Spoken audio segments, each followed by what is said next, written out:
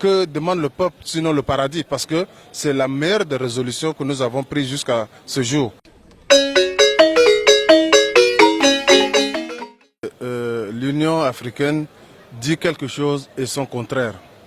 Évidemment, à l'avènement du CMT le 20 avril 2021, l'Union africaine a conduit une mission qui a séjourné ici dans notre pays.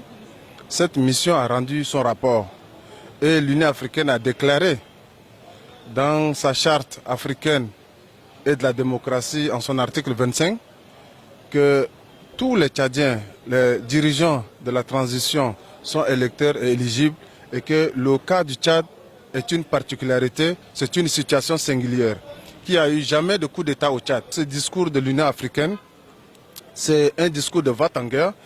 Cette décision ne nous engage aucunement pas. Cette décision n'engage pas le Tchad.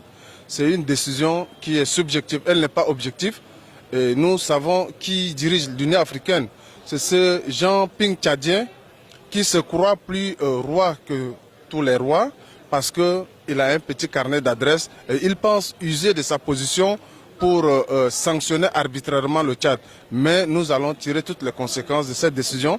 Mais je vous rappelle que cette décision est de nul et non avenue parce qu'elle n'est pas objective. Cette même Union africaine ne peut pas dire qu'au Tchad, la situation est tout à fait normale et qu'aujourd'hui, elle vient nous dire que les militaires doivent rendre le pouvoir parce qu'il y a eu un coup d'État. La Commission a donné 24 mois comme durée de la transition. Nous trouvons que ce délai est raisonnable.